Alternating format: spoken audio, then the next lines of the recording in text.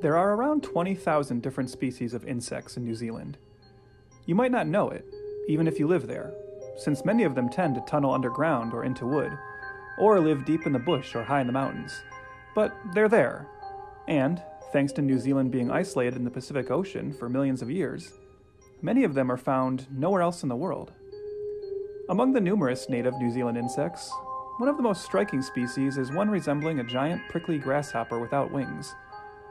The largest variety of this insect can grow to a length of 4 inches, or 10 centimeters for our metric system friends, and weighs around 20 to 30 grams, making it one of the largest insects in the world. And while it might not be familiar to many outside its native country, a New Zealand company bearing its name, and featuring the insect in its logo, would come to be known around the world as one of the premier cinematic special effects and movie prop workshops. The insect's name is the Weta. Weta Workshop is the creation of spouses Richard Taylor and Tanya Roger. First established in 1987, and then called RT Effects, Weta was initially started when Taylor assisted his friend, a young New Zealand filmmaker named Peter Jackson, on the practical effects for Jackson's early work, such as the twisted adult puppet movie Meet the Feebles, and the extremely gory zombie comedy Dead Alive, or Brain Dead, depending on where in the world you encountered the film. In 1993, the company would branch out from purely practical work to also establish Weta Digital, clearly seeing the emerging reliance on computer effects in the cinematic landscape. While Weta would continue working with Jackson on projects like Heavenly Creatures and The Frighteners, their reputation was growing, and soon they were also working on other film and TV productions shot in New Zealand, most notably the 90s cult TV hits Hercules, The Legendary Journeys, and Xena, Warrior Princess. But it was Jackson's mega-successful Lord of the Rings trilogy in the early 2000s that made Weta a household name, as not only was their hard work and talent impressively shown on screen in the films, but also exhaustively documented for all to see in the hours and hours of behind-the-scenes footage included in the film's beloved home video releases.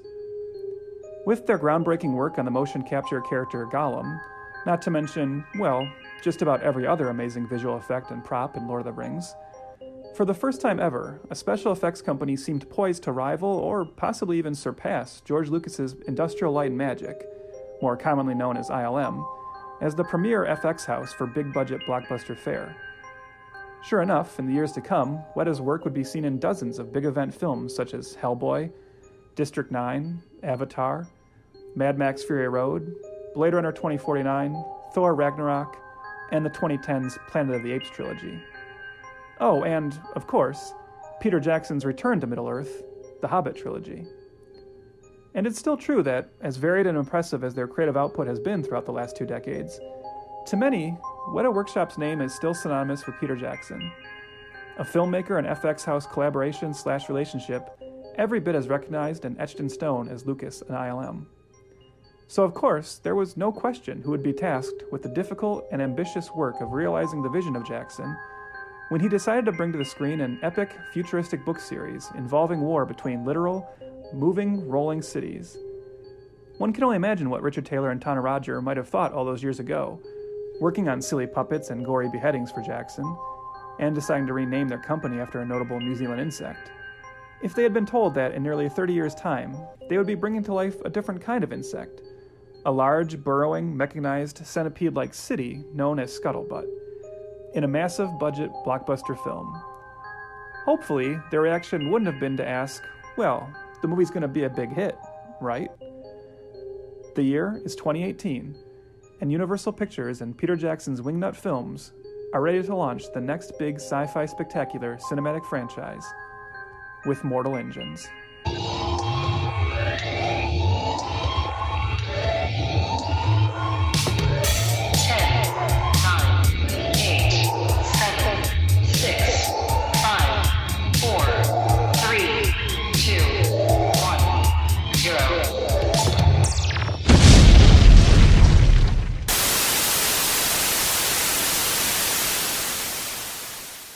'Ah yes, the sound of another failed franchise launch means it's another episode of Failure to Franchise, the show dedicated to some of Hollywood's most infamous mistakes, missteps, and misfires. This is Trev. And I'm Chris. And hey, before we go any further, Trev, can I just get something off my chest? Yeah, go for it, buddy. Okay. So this month of March, I watched a film adaptation of Immortal titled Young Adult book series. This movie stars Robert Sheehan as a bumbling co-protagonist who serves only to be dragged along for an adventure across a fantastical world. We also learn that our main female protagonist's mother discovered a special artifact years ago that the antagonist, named Valentine, wants for his own evil deeds. There's also an important rune-like symbol in play and a museum filled with ancient artifacts. Oh, and there's a climactic reveal that the villain Valentine is related to one of our heroes. But enough about 2013's The Mortal Instrument City of Bones. We're here to talk about 2018's Mortal Engines.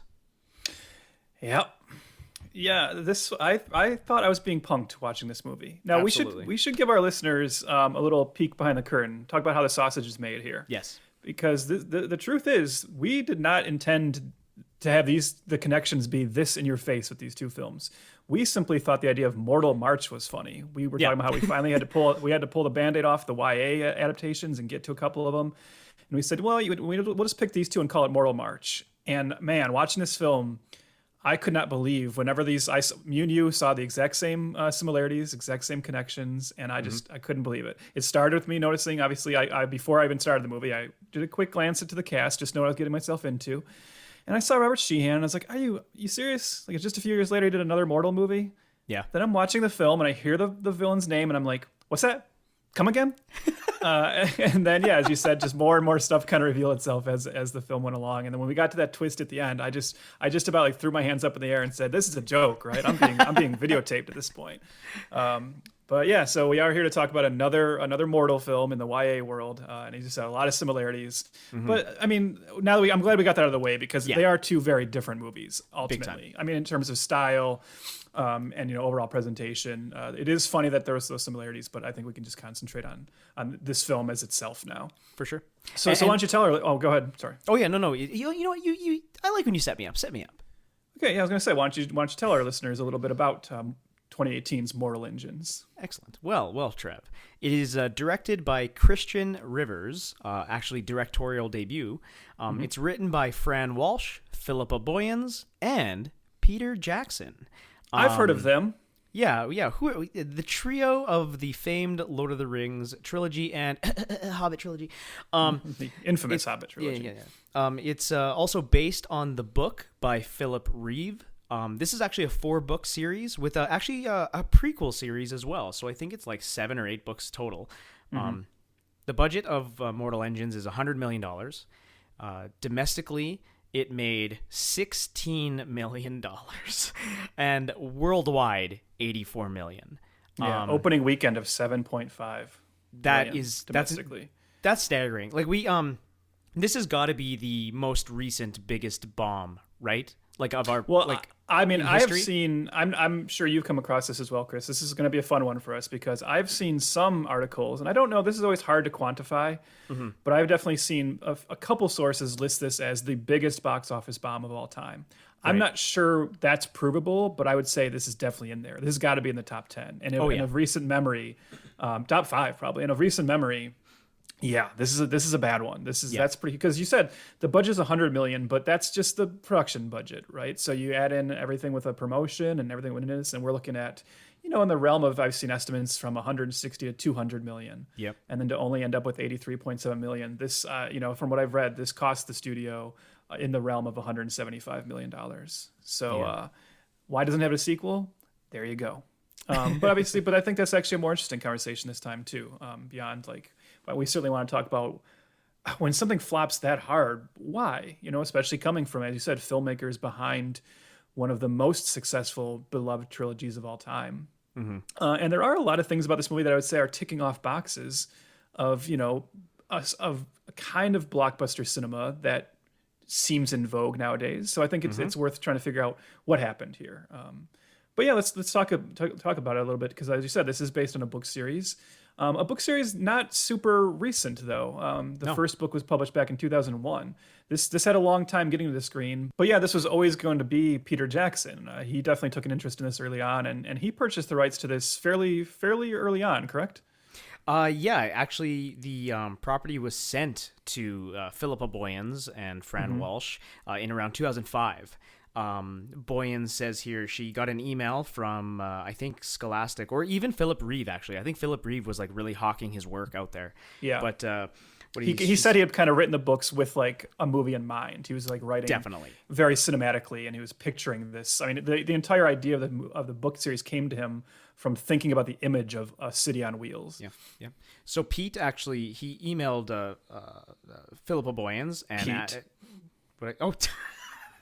I'm like reading the dialogue of like his, I guess, his wife. Right? I thought maybe you guys were buddies. Wife, right? I thought maybe you guys were buddies. I didn't. We're on a first name basis. But he asked Philippa to read the book. He didn't tell me too much about it because he wanted my honest opinion. And from the very first sentence of the book, I was hooked. I kept reading, hoping it was going to make me fall in love with the characters, hoping it would have an amazing ending, and it did, all along the way. So I wrote Pete back and said, hell yeah, this is an extraordinary story. So that was back in 2005 that they bought the rights. Okay.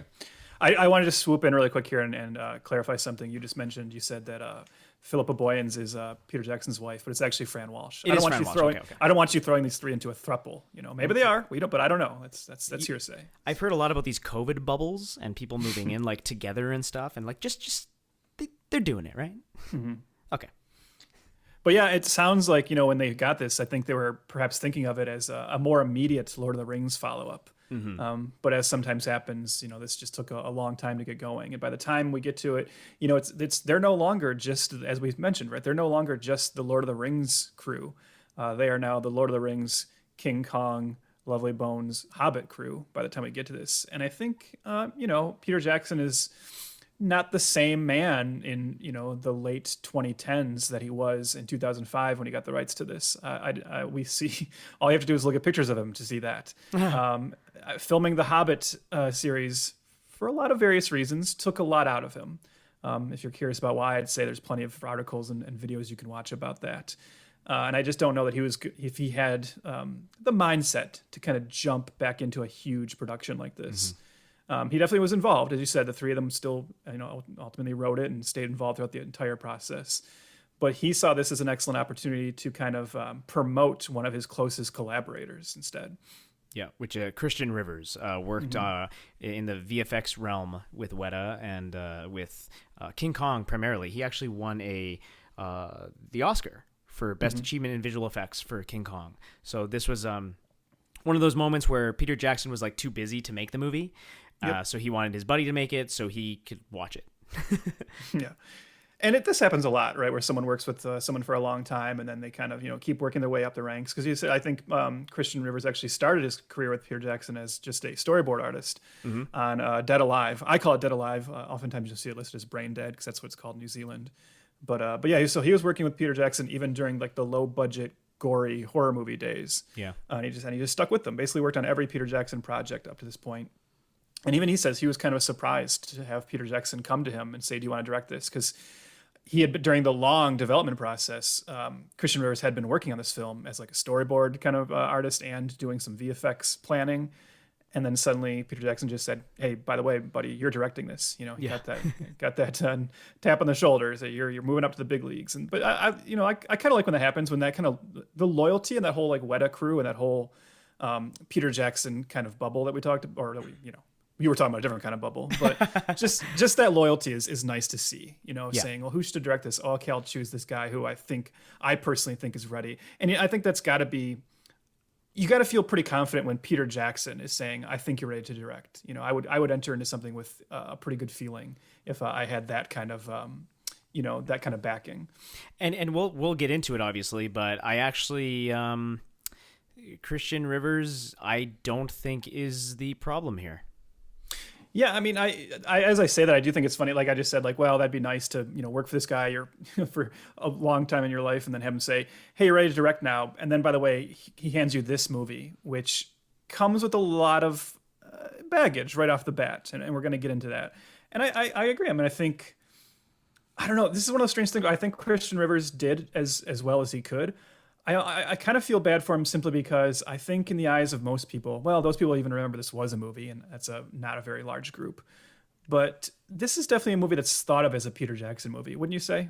Oh, absolutely. All the marketing was from Peter Jackson, Jackson. His name's all over it. And it makes sense, right? Like, if you want to sell something as, again, I don't want to bury the lead here, but just the way the marketing is, it kind of heavily relies on big cities moving around, and that's kind of it. Like cities on wheels. So it's kind of a hard sell for an unknown property to the mass market. So what do? From the director of Lord of the Rings. Yeah, it's always a shame, I think. I mean, I get it from a marketing business perspective, but we still see this happening. Like a more recent example is the new Candyman film, which in a non-COVID world we would have already seen, right? But we haven't still got it. But every article about it always says Jordan Peele's Candyman, and it's like, no, it's Nia DaCosta's Candyman. Jordan Peele's producing it, but because he's the mega star producer, it overshadows the director, and that's certainly a case here. Maybe Christian Rivers is happy about that in retrospect. Yeah, I don't know. Actually. But yeah, I do think it's just always. I just want to point out that we should mention Christian Rivers as much as we can during this show, because just to confirm and remind that this is his film ultimately. Obviously, Peter Jackson and Walsh and Boyens had a definite hand in this, and you can see their influence, and we'll talk about that too, in both positive and negative ways. But yeah. Should we talk just a little bit about the casting, which, it's not super interesting in terms of they actually kind of flat out stated that they were looking for kind of unknowns to head this cast for the most part. They brought in one definite recognizable star, and obviously we're going to address that. But for the most part, they wanted kind of, lesser known names. Yeah, the main heroine of the film is played by Hera Hilmar. Or Hilmer, I don't know how to explain. Sorry, Hera, but she's playing Hester Shaw. She's an Icelandic actress who had done some work, and this was her big kind of Hollywood break, I suppose. Also, as we mentioned, Robert Sheehan, who plays Tom Natsworthy, the co-protagonist to Hester Shaw, and kind of the guy taking along the ride. That is the movie, and potential sort of love interest we'll get to of the film. And then the main, actually, no, not the main. Let's talk about who do you want to talk about first? Do you want to say Shrike, or do you want to go to Valentine? Well, I think that let's save the biggest star for last, because I think, let's also just throw a couple others in. Just so it's interesting.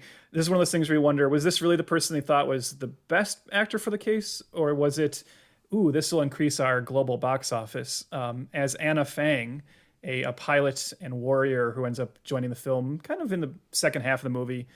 We have Jae, who is a Korean singer, actually. Oh, really? A South Korean singer and actress. She'd been living in the United States, but yeah, I think she's kind of, from what I understand, I think she's got kind of a bigger following, maybe over in Korea. Oh, cool. So she was brought in for that role.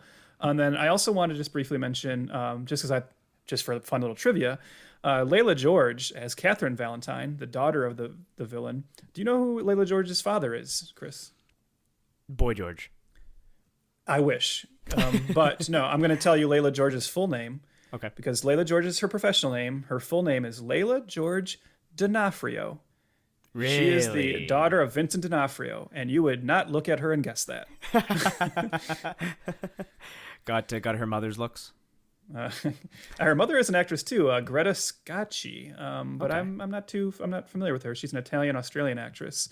But yeah, so she's kind of actually when the film starts, I really thought for a few minutes this was going to be our lead. And then she, that's definitely not the case. So yeah, now let's talk about Shrike. Shrike is the robotic resurrected man, which we will get into. So just, we'll briefly mention that now. But he is played by Stephen Lang. Most famous, I would say, from Don't Breathe, that awesome horror movie from a few years back, and the main villain Quaritch from Avatar. And also famous from when he went on a one-man campaign to get himself cast as Cable, which did not work. In funny. Deadpool 2, remember that? Where he's like posting pictures of him working out and being like, "Come on, Ryan Reynolds, look at this." So then they cast him as a CGI half robot, half man in this movie instead. Well, it's a good thing we mentioned that he plays Shrike in this, because I think that if you watch this film not knowing who that was, I bet 8 out of 10 people would guess that was Bill Nye. Not Bill Nye the Science Guy, but Bill Nye the actor, because Shrike in the face looks like Bill Nye. It's very strange. He doesn't look like Stephen Lang at all. I know this is clearly like I think this is like a heavily mocapped performance, of course. Yeah. But yeah, there's nothing about him to me physically tells me it's Stephen Lang, and even like voice wise, I wouldn't say. So it's interesting that they even got like you said, not that Stephen Lang's a big star, but in a post Avatar, post Don't Breathe world, and we see a picture of him, from his past. I just thought it was interesting that they cast him, and then Shrike doesn't really have any of his kind of physicality. It was an interesting choice. Yeah. But speaking of people who have worked in with mocap and have also are no strangers to physicality, let's talk about the man of the hour, the villain Thaddeus Valentine, our biggest star in the film. Chris, who did it? Hugo Weaving. Mm-hmm. Famous of Mr. I almost said Dr. Smith. From Lost in Space. No, Mr. Smith from The Matrix. We will cover someday. We will cover someday. I have that DVD right behind me. Why? Okay, never mind. So we'll save it. We'll get into it when that movie is ready to go. Yeah. But yes, Mr. Smith from the Matrix trilogy, Elrond from the Lord of the Rings and Hobbit trilogies. Hobbit, yep. V from V for Vendetta. Red Skull from Captain America, and not Infinity War. But Hugo, so I have a complicated relationship with Hugo. I'm surprised you left out another one of his big credits. Oh no, hold on. Megatron. Yeah, I know. I got there. Got there. Yes, Megatron in only the first two Transformers movies.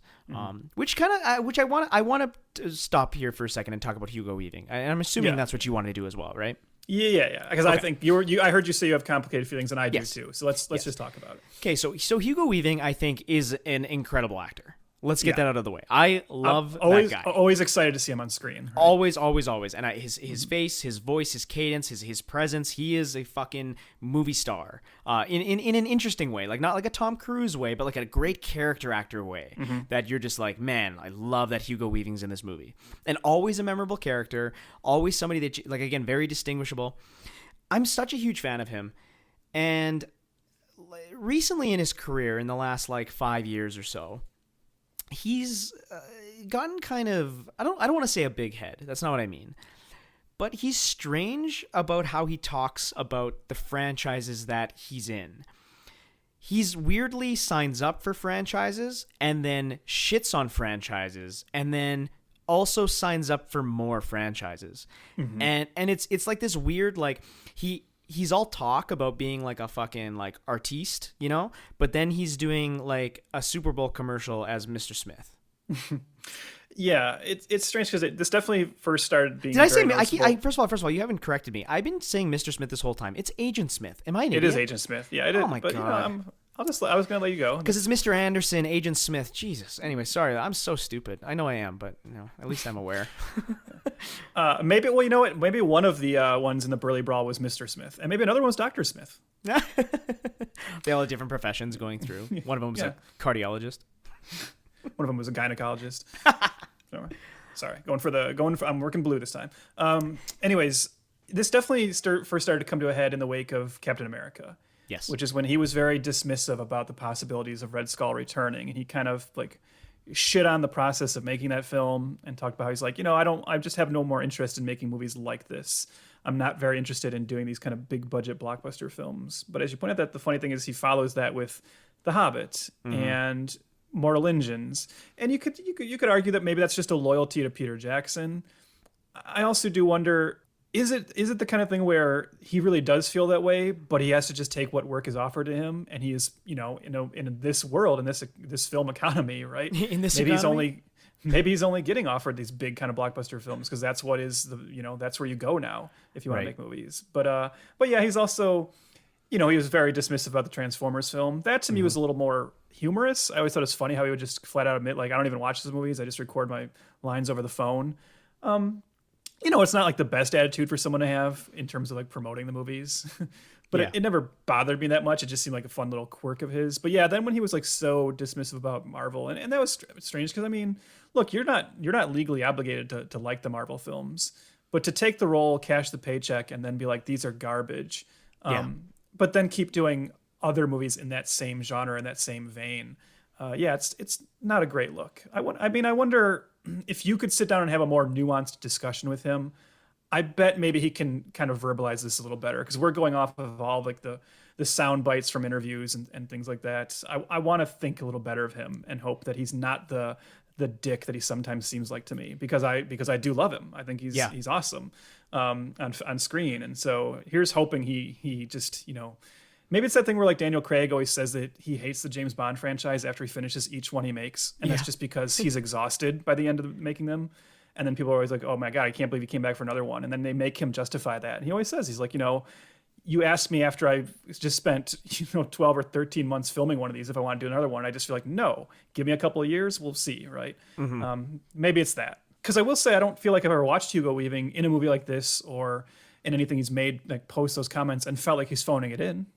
No, never. He's still bringing his all. So yeah, I don't know. Well, that's what, like, he's a committed actor. He's just a bad sales guy. Like that's maybe what it comes down to. I wonder if I would ask him if he regretted, saying the stuff he did about Captain America, because it definitely seems like obvious that Marvel got the last laugh, being like, you know what, you want to be part of this? Well, we're just going to CGI your face onto somebody else's face. Yeah, because it's important to keep in mind they had the right to make him come back if they wanted to. Yeah, he had signed on for multiple films, but yeah, by talking shit about them, they basically just decided to move forward without him. And who knows? Maybe that was the last laugh for him. Maybe he really didn't want to come back. But I don't know. Yeah, I wonder how many Mortal Engines films he signed on to. Oh my God. Well, knowing him, at least a trilogy. Like that's the thing. Knowing Peter Jackson, at least a trilogy. Wow, God, yeah. Were you at Comic-Con when they split the movie up, like right then and there, when they're like, by the way, no, we're splitting it up? I was there. Yeah. Well, I mean, let's can we talk about him? Can we talk about Peter Jackson? I think before we move into the last, there's nothing more to say about the making of this. We'll talk about it during the film itself. But let's talk about Peter Jackson, because as we said, I think if this film had come out in 2005, 2006, I think the overall hype and excitement about it would have been much different than it was in 2018. That's a pretty safe assumption, right? And a lot of that comes down to Peter Jackson, the person, because you just said you have complicated feelings about Hugo Weaving. I'm guessing that, like me, you also have complicated feelings about Peter Jackson. Huge. Yeah. And it really all... So can we both agree that the Lord of the Rings trilogy is an absolute masterpiece? The Lord of the Rings trilogy is an absolute masterpiece, and I'm going to be that annoying hipster right now, too, of saying I was with Peter Jackson even before that, because as a horror fan, like I said, I loved... I was introduced to him through Dead Alive, which is often considered the goriest horror film of all time. I think it's definitely still up there. It's a hard one to top. Yeah, it's just this really fun, comedic, super gore fest zombie film. And then once I saw that and loved it, I kind of went back and saw his first film, Bad Taste, which is awesome. Meet the Feebles, his like twisted puppet film with very adult themes. Then I was lucky enough to also see Heavenly Creatures, which was his more like kind of drama thriller movie, and then of course The Frighteners, which is what he did right before Lord of the Rings, which is awesome and it's so underrated and so underappreciated. And I just remember being blown away hearing that he was going to be doing Lord of the Rings, because to me that was the Dead Alive guy, and I was like, wait, they're letting the guy who made this super gory zombie movie make Lord of the Rings as 3 huge blockbuster films. And in retrospect, it's just like, obviously we know that turned out so well, but it's hard to remember how shocking that kind of was. Yeah. So Lord of the Rings will always, like, that to me is like a perfect trilogy. Yeah. I don't think we can be hyperbolic enough, I think, on that trilogy and just how it all came together. It was like what's your favorite one, Chris?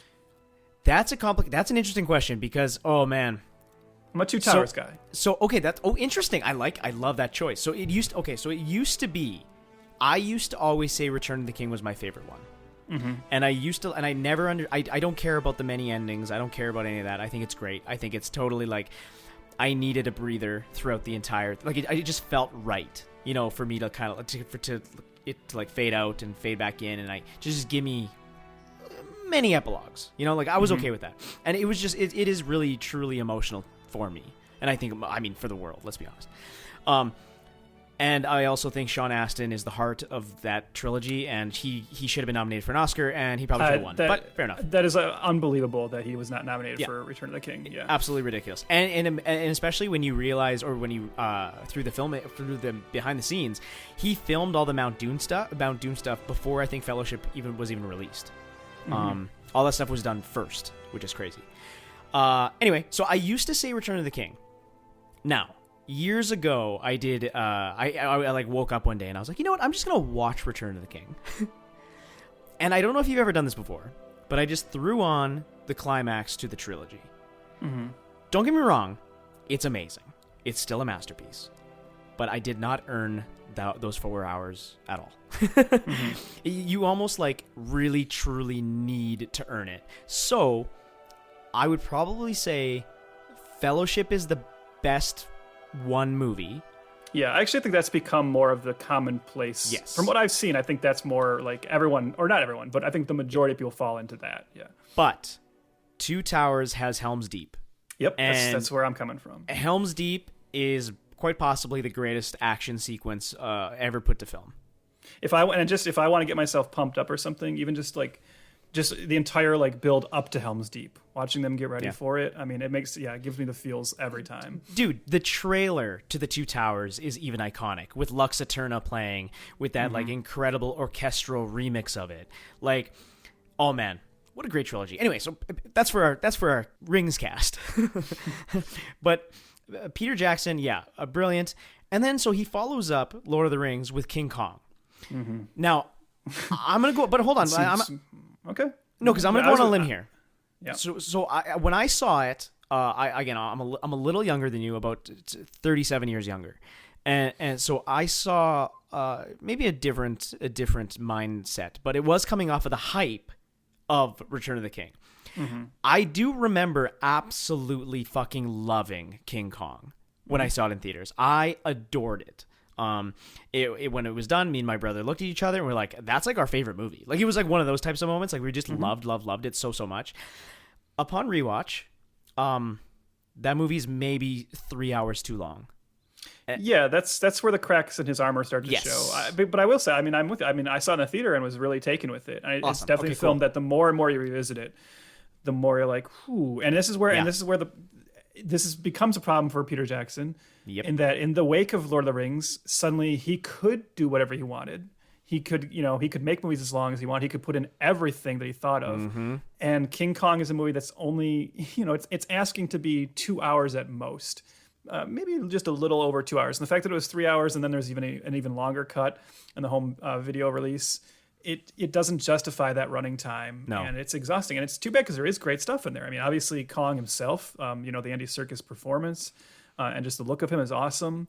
Naomi Watts is incredible in that movie. She's great, we love her. We love her. Yeah.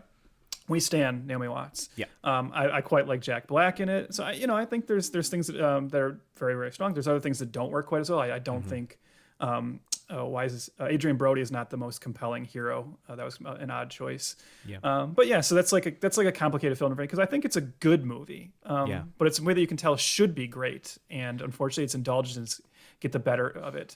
No. And then you go into Lovely Bones, which is a dumpster fire. Yeah, it's a movie that completely misses the point of a terrific book. Like it's such a good book, and the movie is just a god awful adaptation. The Lovely Bones is an absolute travesty. Me and a buddy saw that, and when it was done, we looked at each other and we were like, "That was shit, right?" And it was one of those moments was like, you started to second guess. It's one of those movies that you second guess your love for the filmmaker. Unfortunately. You start to kind of go back in your memory and is like, again, was King Kong actually that good? I'm not sure about this because the Lovely Bones is bad. That's really all I got to say about it. I think it's just very, very, very bad. Yeah. And then we come to The Hobbit. And I mean, look, I could talk for like an hour about this. Same. But it's been done. But it's safe to say that is the moment where there's like this real break where you're like, I think we've lost him. I don't know if Peter Jackson's our guy anymore.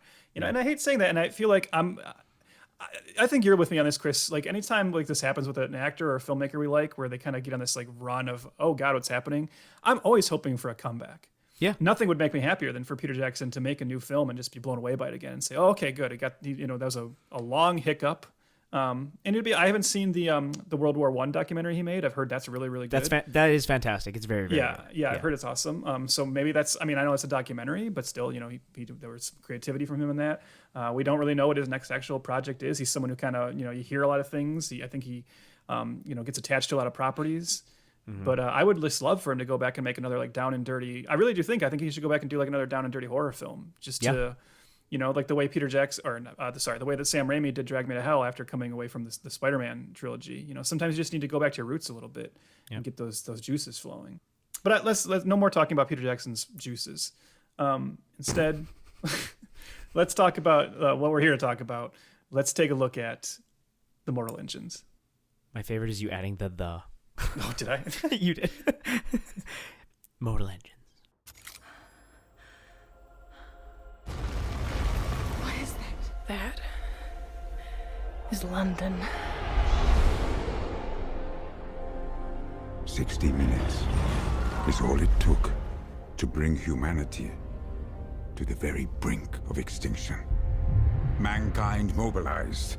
A new age arose. The age of the great predator cities. Survival of the fastest.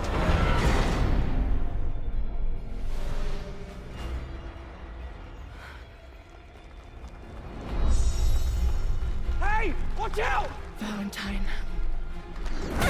This is for my mother.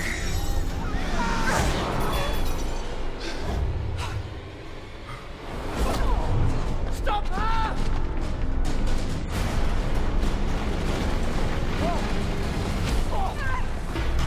Tom! Ask him why he murdered my mother.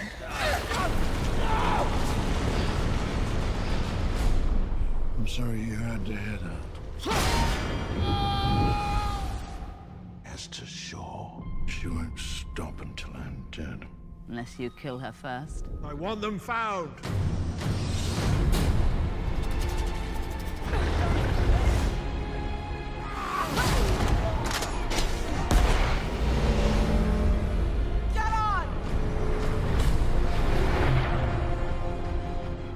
I've been looking for you for a long time.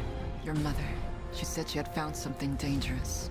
She was afraid of Valentine, of what he might do. The man who controls this, controls the world. She said that you could stop him. This weapon can wipe out the largest city in the blink of an eye. Not if we shut it down.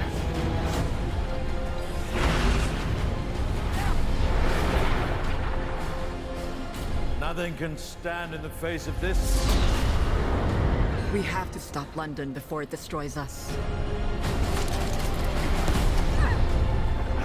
You sure you want to do this? Once we go in, there's no going back. I have to.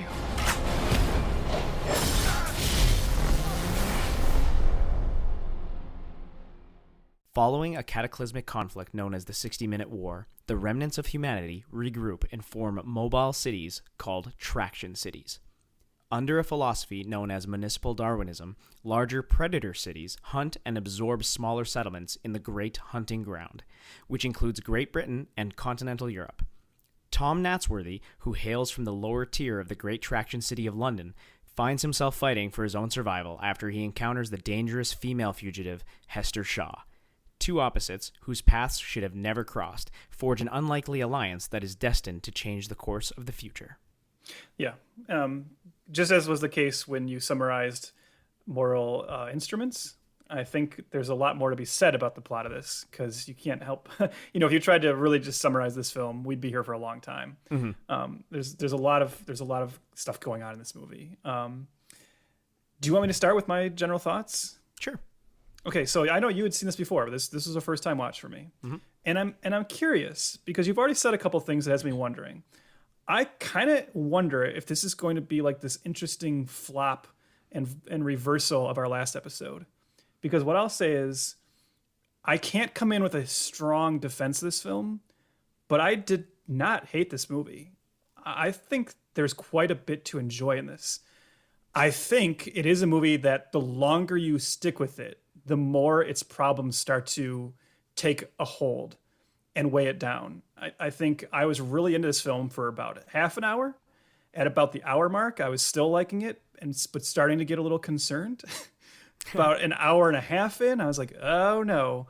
And then I will say the climax has a lot of problems. Mm-hmm. but again, this is a film I look at the overall kind of reaction to it. So after I watched it, then I looked at like the Rotten Tomatoes score and just the general sense of how people were kind of talking about it on things like Letterboxd and what's out there in the ether. And I don't find this movie that atrocious. And in fact, I think there's definitely some stuff in here I really like. I think this is a film that has a lot of potential. I do just think this is a movie that unfortunately lets its style overwhelm its substance too often. And there's a lot of things I want to talk about that, because I think there's actually a very, very smart, interesting, compelling, and quite unique blockbuster movie in here that's unfortunately getting lost in a lot of Peter Jackson type nonsense and a lot of, just, I don't even know what the word is to use here. It's just, we use the word overwhelming when we were talking about Mortal Instruments, and I think that could be definitely said to this one as well. So I don't hate it. I think this is actually kind of fun, and I definitely think this would be an awesome movie to kind of revisit every once in a while on a great home video or home theater setup, because it's amazing to like look at times. Yeah, you mentioned I have seen this before, so let me preface with the conditions that I saw this in. So again, it was being hailed as the new Peter Jackson movie, whatever that meant, who knows. But me and some buddies were like, we should go see this on a matinee and have some edible gummies. So we did that, and the movie, we could not stop making fun of it. But I attribute that to the gummies. Yeah, this is not a movie to watch without your entire faculties. Exactly. And looking back at my Letterboxd review, I had given it 1 star. Ooh. And I called it a city wreck instead of a train wreck because I'm hilarious. I do not think that anymore. I don't think it's that terrible. I think 1 star was I was being stupid, but obviously under the influence. So let's be honest here. I think I am right with you in that first half hour. I think the opening sequence is the best sequence of the movie, and it is awesome. Incredibly exciting, and it is fucking awesome in like every single way. And it never gets there again. That is true. Like the first 5 or so minutes is watching the giant mobile city of London chasing this little settlement. Taking it down. It's very like Mad Max Fury Road-esque. This even has a Junkie XL score. Yeah. And I was just watching this sequence and I was thinking to myself, like, is this movie gonna fucking kick ass? Is this like some kind of, did everybody sleep on this or something? And then then you watch the rest of the movie, and little by little that starts getting eroded. But and I think so again, my overall thoughts now as like a clear-headed viewer. I watched it extremely loud. I watched it on my big TV, and I did have a lot of fun with it. I thought it was fine. Like it was good, especially in the beginning. I have my issues with it, which I think are attributed to our main character / actress. I don't know if it's her fault, but it comes down to script stuff. So before what I had said, that Christian Rivers, the director of this movie, I think should actually get a lot of praise. His visuals are phenomenal. There's again, we just mentioned that beginning sequence. Then there's a sequence in the first third where they are running. There's a foot chase through the city that is being consumed inside London. So I've never seen a foot chase through a city that's being destroyed by giant chainsaws and claws as they're running through, and it is absolutely spectacular. Like it is, it's if this was in a Marvel movie, I think people would be applauding it. You know what I mean? It's like one of those kind of moments. But I think I just don't really care about anything that's going on with the characters. So now that's interesting, because I think actually you and I have the same baseline level on this film. Yeah. But my issues with the film are not Hester at all. Interesting. I have other specific problems. I actually, I wouldn't say she's like the most amazing hero ever or anything, but I actually kind of got on board with Hester and Tom. I kind of thought they were both, especially coming off of we were really down on Robert Sheehan as Simon in Mortal Instruments, and this really shows like the difference in just little character tweaks, and I found him to be much more likable and just kind of compelling in this, and just because there's a little bit there's a lot more to his character this time. And I really liked Hester. I will say the thing about Hester that The poster of the film is her wearing the red mask over her face. Mm-hmm. And when the movie starts, you see her, and now it's impossible to look at that and not think of like COVID and quarantine. Oh, that's funny. Yeah. But that is such a cool look. I can see why they put it on the posters. And I was really actually disappointed to find out that she only wears that red mask for like the first 15 minutes of the film. Yeah. And then like never again. And I thought that was too bad because I get it. You know, she's trying to cover her identity and cover the scar. And then she doesn't need it through the rest of the film because she's with, you know, Tom and he's seen it but whatever. I just thought it was such a cool look. Mm-hmm. I was a little bummed that we didn't get more of that. But yeah, I thought she was fine. I thought she was very serviceable in this. I thought there was other side characters that I had issues with, but Tom and Hester, I didn't have any issues with. Okay. I also feel like this is maybe a very personal thing, but I'm and I don't want to sound mean. I'm like, when stuff is like really stuffy and British, I don't want to shit on it. Like, but I just can't really get into it a lot of the time. Do you know what I'm trying to say? Like, I'm trying to tiptoe here. Like, I don't want to be an asshole, but it's like when something is like really stuffy British, like I'm just like, I kind of check out a lot of the time. No, you know what's weird is, okay, so you and I are, this is interesting because you and I are going to like have all these bizarre like conflicting opinions. Oh, that's funny. Okay. I'm going to say something funny. I wish this film was more British. I wish this movie was like really packed to the gills with like British character actors because, and here's where I think you'll see where I'm coming from. I was watching this movie and picturing, imagine a version of this movie that was made in the 80s by Terry Gilliam. Because this movie so badly wants to be a Terry Gilliam movie at times. And I was just picturing the Terry Gilliam version of this that was made with a much lower budget. Because you're right, as amazing as the effects are in this, there is something to be said how we are now in, okay, this was 2018.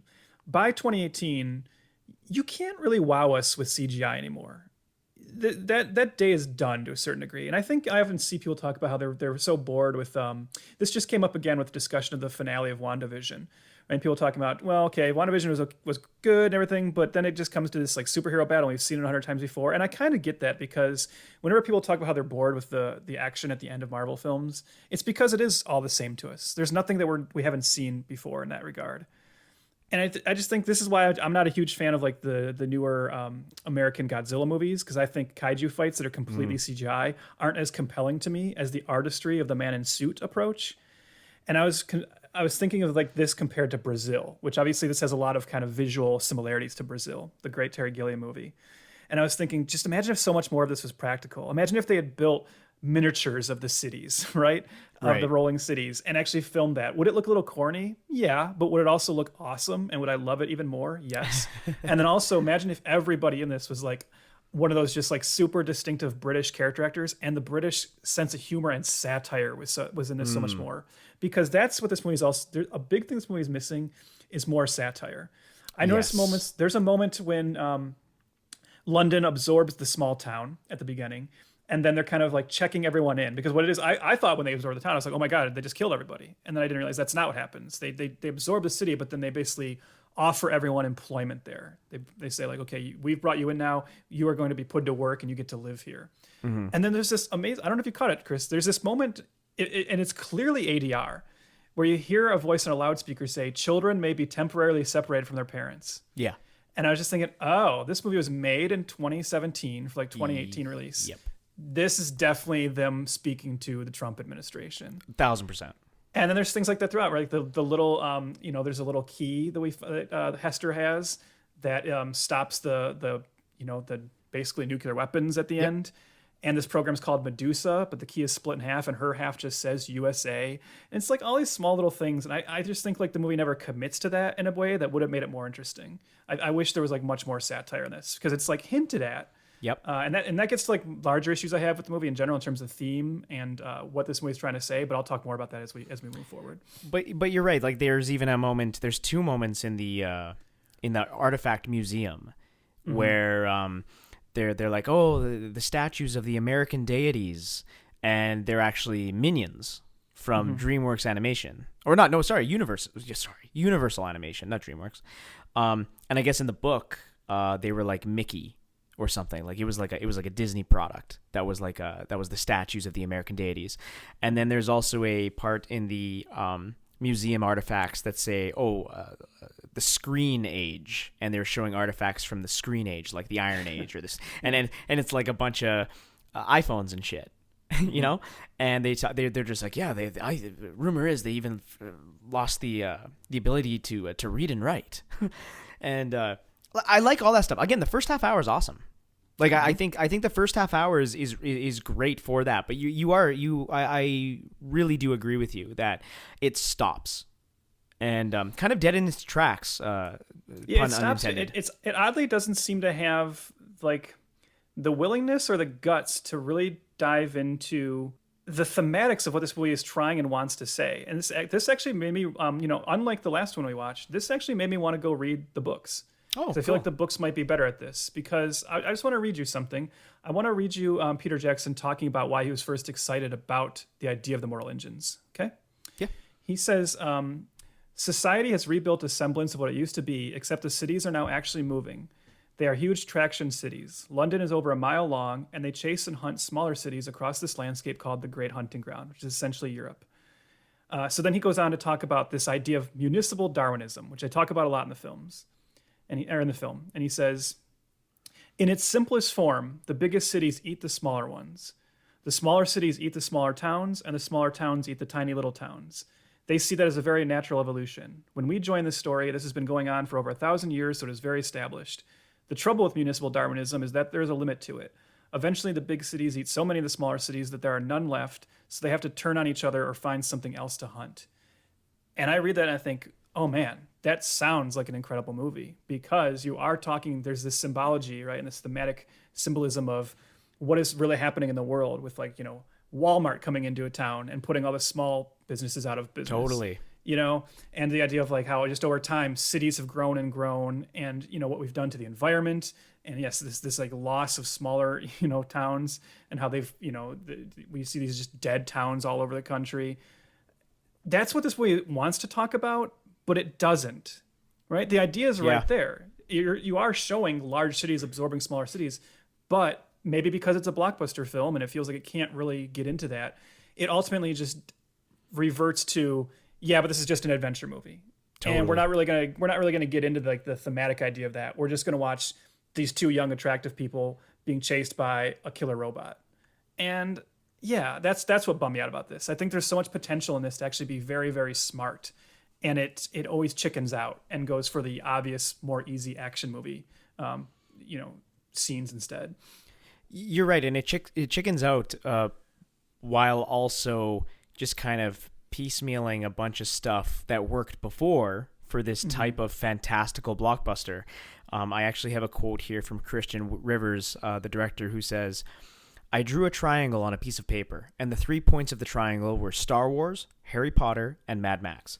It is in our future after an apocalypse, but we don't want it to be all rusty and fucking grim and bleak. We wanted to have a technology and a scale that sort of could be Star Wars-esque, but we also wanted it to have a sort of charm and sort of cultural character to that it could be like a Harry Potter films." I like all of that, but then it just starts to reek of doing what those movies did. Do you know what I mean? You're so right. The interesting, unique approach is what you're saying, and there's hints of it, but they're never going full throttle with it. They give up and they decide to be blockbuster guy. Yeah, but let me. Sorry, no, go ahead. Well, as I say, let me tell you why that's actually a problem. So they're looking at this and thinking, well, we want to approach this from just a blockbuster because we want to put the butts in the seats. My argument would be that by dropping what we're saying, by dropping the inherent interesting thematic element of this film, you are actually hurting the narrative of the movie too. Because without more discussions about this is actually a movie that needed more exposition. Yes. Especially from the villain.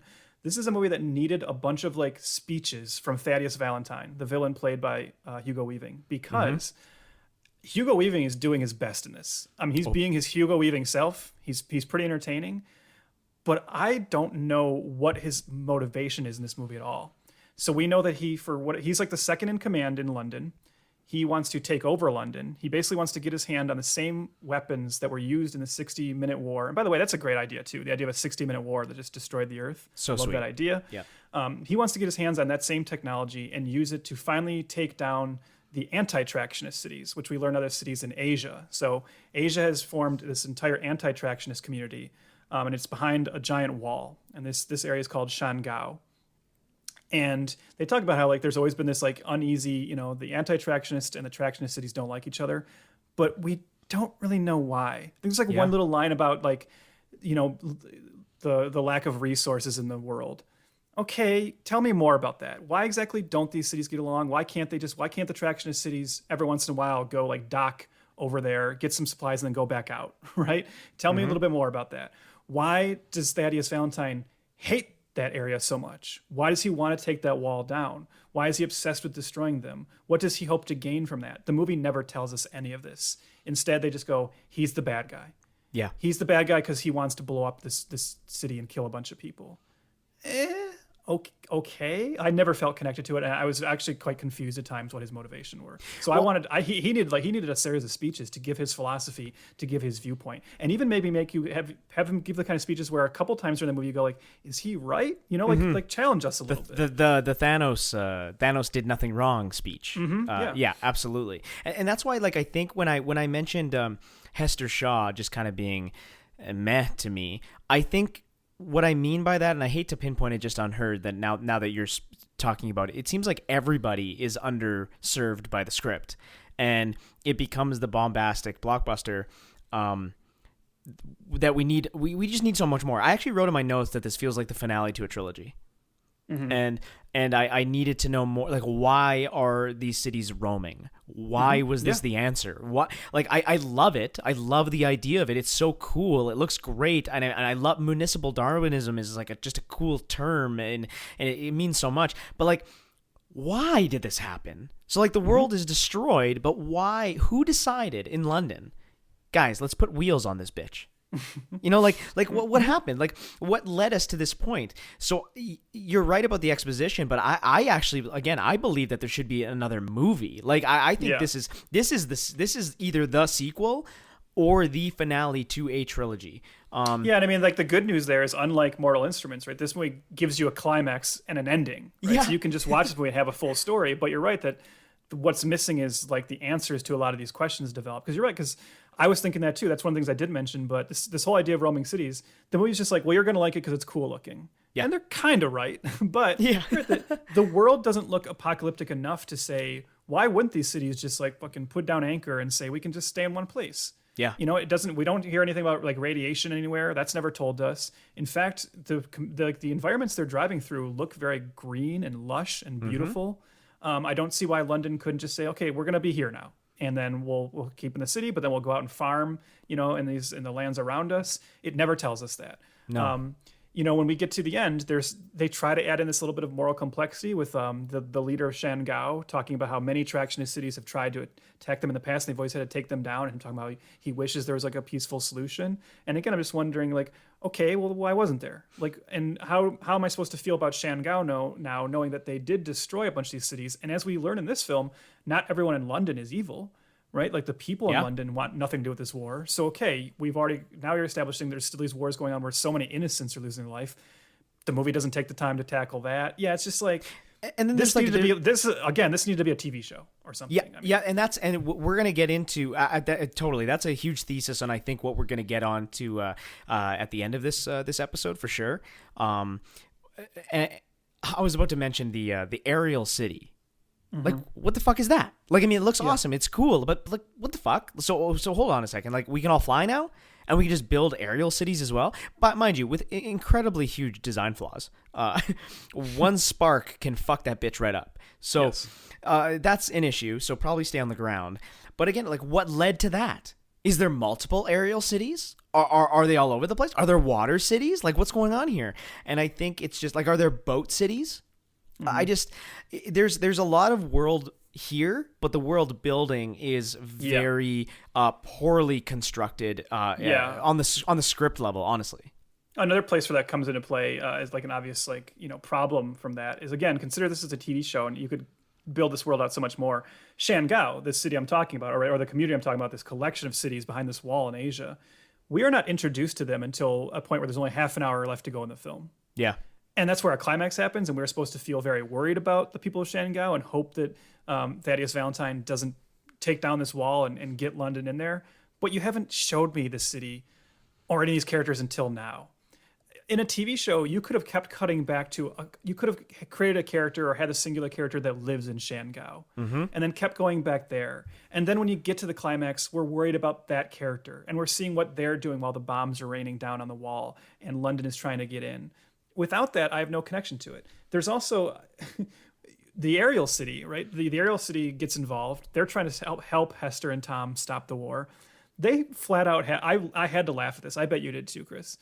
They have moments that play these like tragic sacrifices of some of the pilots from Airhaven, the airborne city. There's one in particular where she takes like out like a tower or something with her plane, killing herself, and the movie plays it as like the super sad sacrifice. That's our like first time seeing that character. Yeah.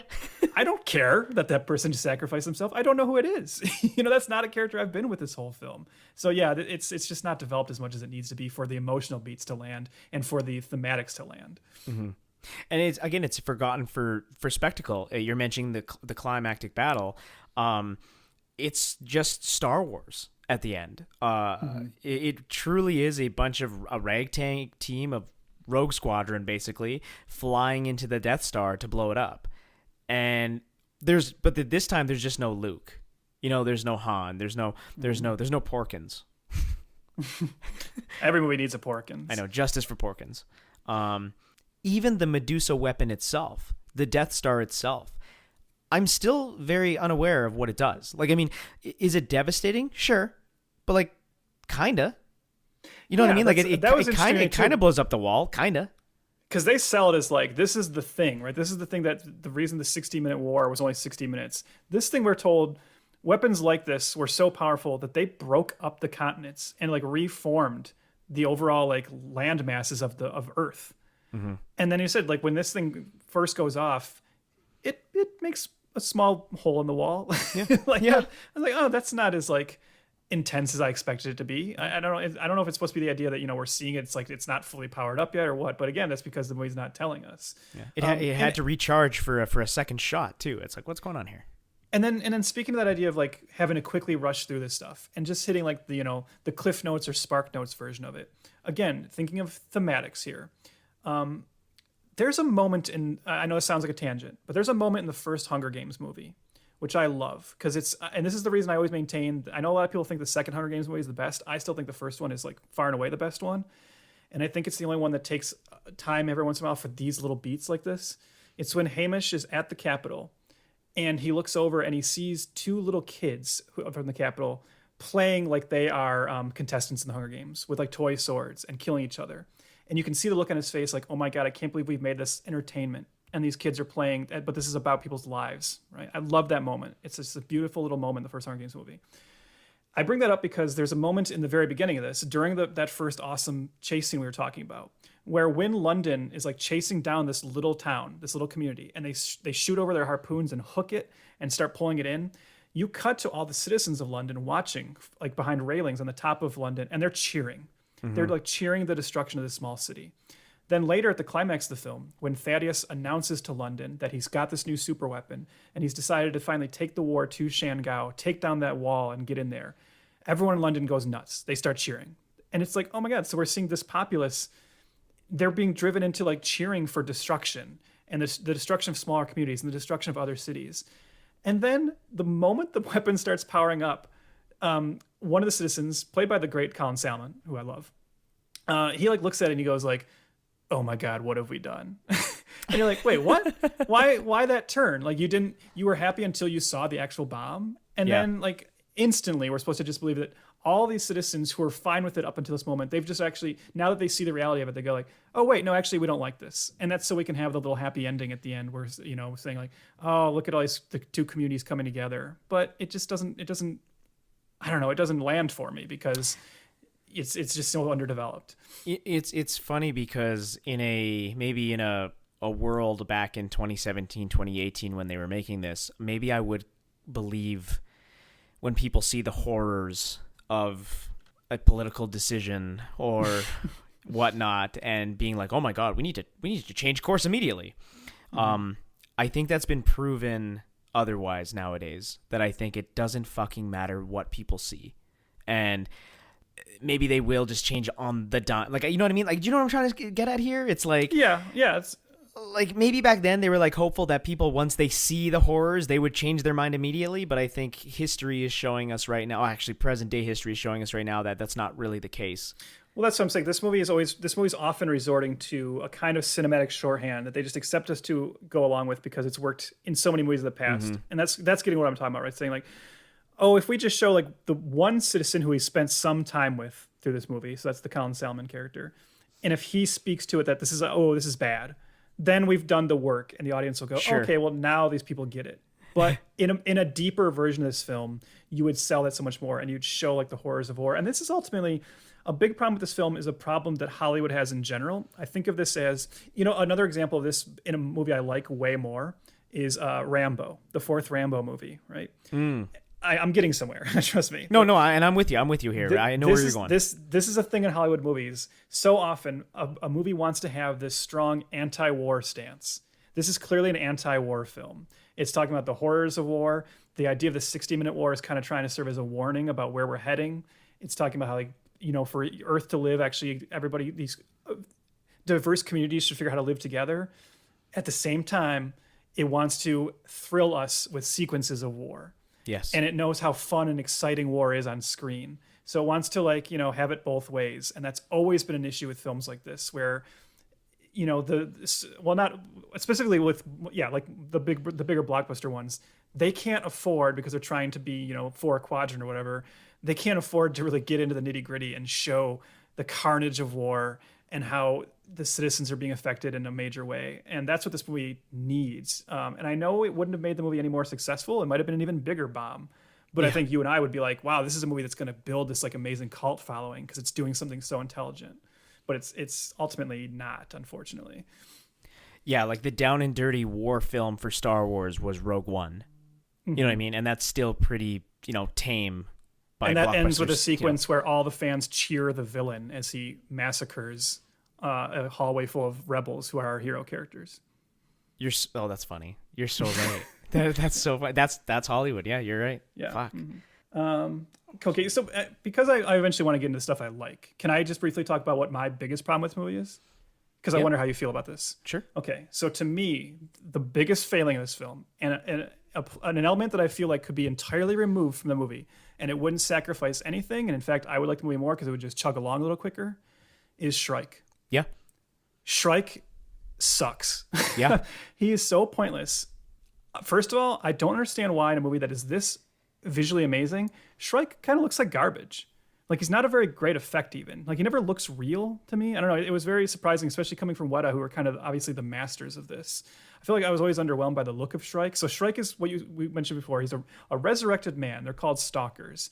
Again, the movie doesn't really tell us why this happened. Not even a little bit do they tell us how this happened. Humanity found a way to resurrect people in robot bodies, and that would make them like emotionless killers. There you go. Okay, like, when what? did that happen? Now, the backstory here is when Hester was a little girl, Thaddeus Valentine murdered her mom, who was an archaeologist, because of something she found on a dig in America. And Thaddeus Valentine wanted it. We will later learn that these were components of the major weapon he's building. And he murdered the mom and then left Hester for dead, this little girl. And Shrike, a resurrected man, a stalker, finds Hester in a field. And the whole idea is that these things are only programmed kind of to kill humans. But some reason, like, Shrike takes pity on her and raises her from a little girl to the young woman we see in this.